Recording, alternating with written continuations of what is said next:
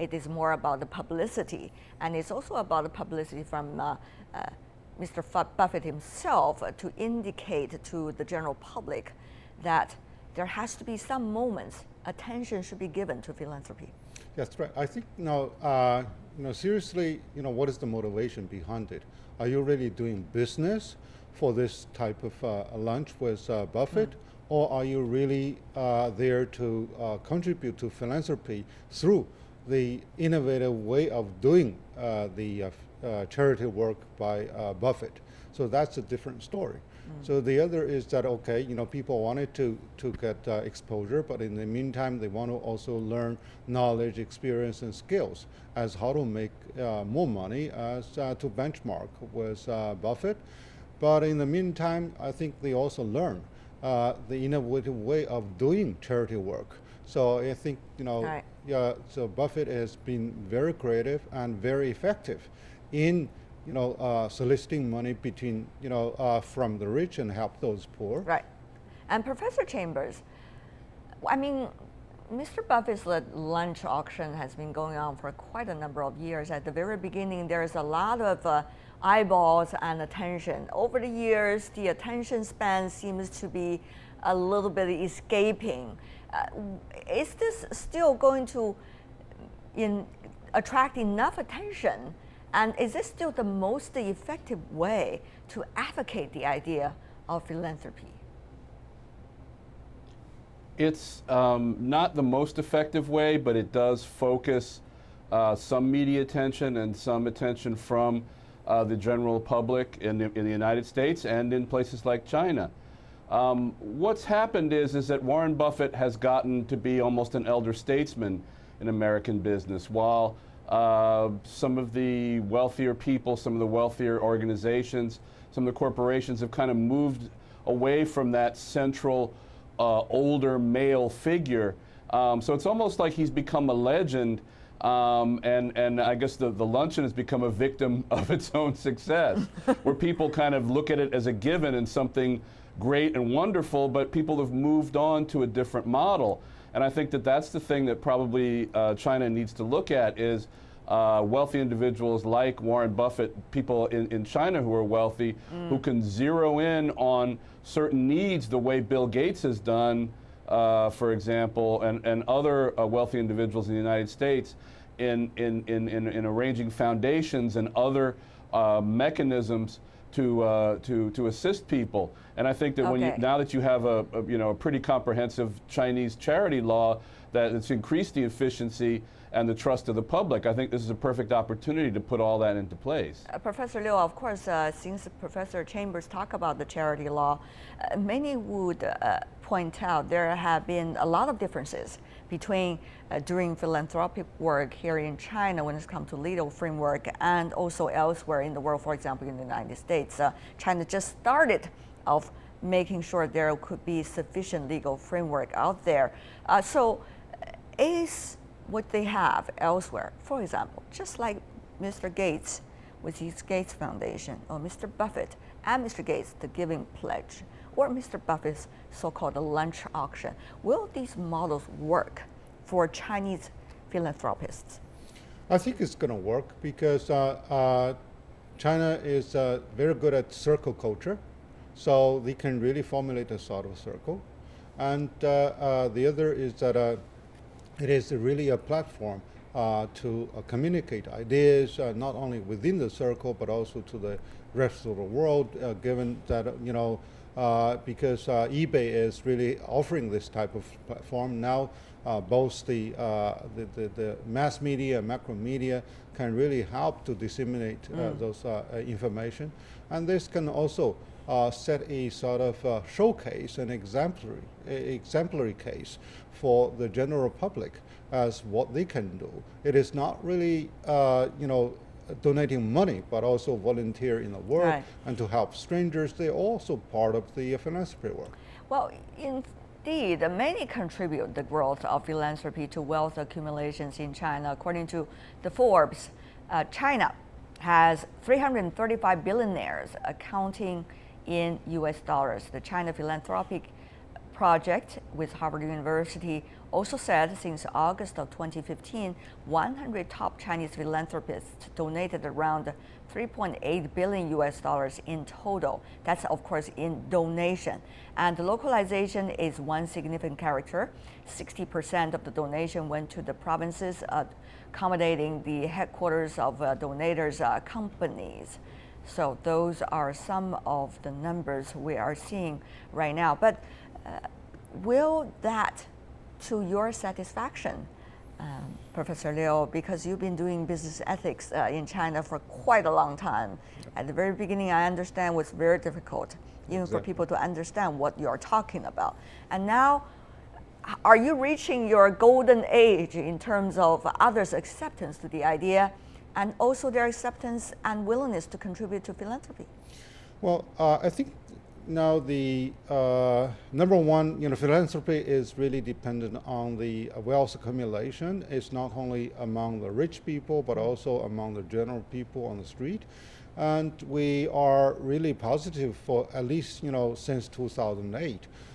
The Chinese drive and passion for philanthropy has been really unprecedentedly high, although it was dampened in 2011 by the Guomei scandal.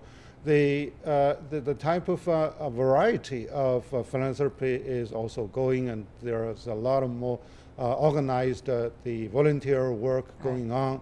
And now actually, given the limitation of the Chinese charity management, so there are a lot of the charity organizations that are registered under the industry and the commerce as a profit organization. Actually, they are doing more of the nonprofit work and also doing the charity work. Well, of course, that is from the legal perspective as to whether there should be sufficient mechanism established to cater to the needs of these philanthropic organizations. On the other hand, Professor Chambers, we've seen very different generations in China. Some would even argue 7 years in China could be a generation already. And many argue the younger generation in China, they grew up with philanthropic ideas and also with volunteering work. Many would argue that this has already become part of the lifestyle. Having said that, though, they are not yet the backbone of the society. So the question is still, during this period of time, what format would Chinese philanthropy be able to be demonstrated to not only its domestic constituencies, but also international community? And we notice many Chinese billionaires also would like to contribute their money elsewhere, for example, to university inside the United States for Chinese students who are starting there. Great idea, but what do you think about this so-called priority debate? Well,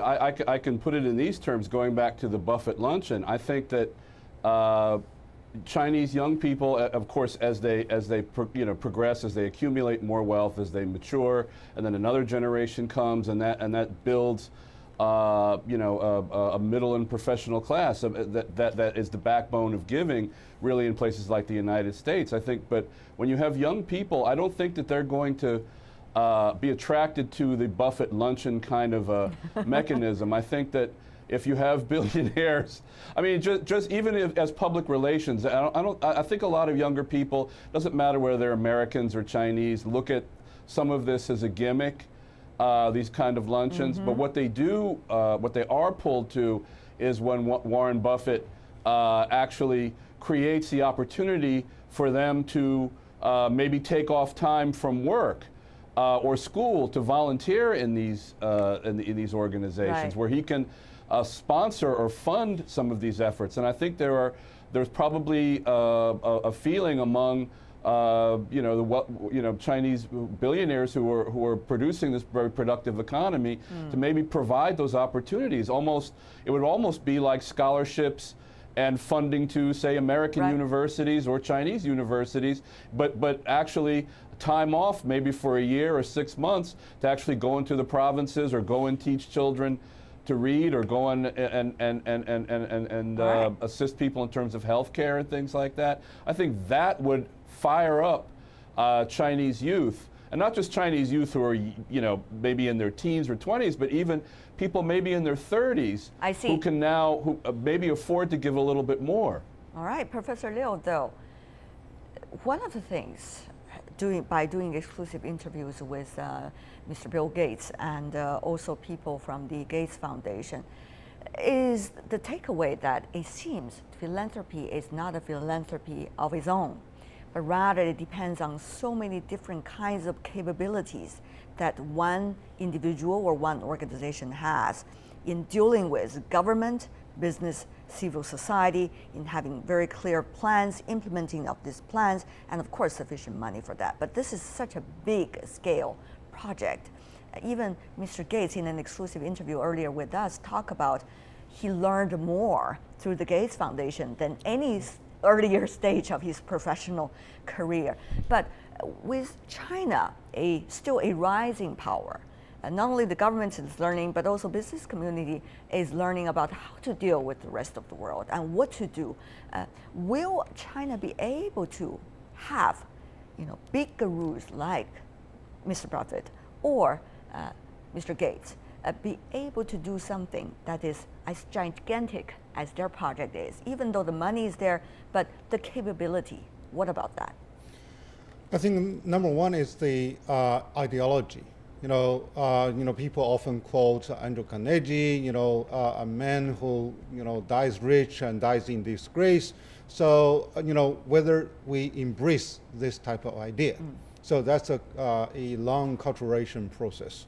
So even though you embrace, what about the capabilities? That's what we're talking about. So the other is that I think capability now China can almost, rival in terms of the super rich people with that, with that of those developed countries. So I think now it's not really the capability; it's really the willingness, the mindset that is there. So actually, also there is also the legal environment that is there, because in the United States you have the inheritance tax, you also have the giving tax, etc. Right. So by rational calculation, people will do it. And the other is really skill. So whether you have the creative skill, because philanthropy demands high skill even than doing business.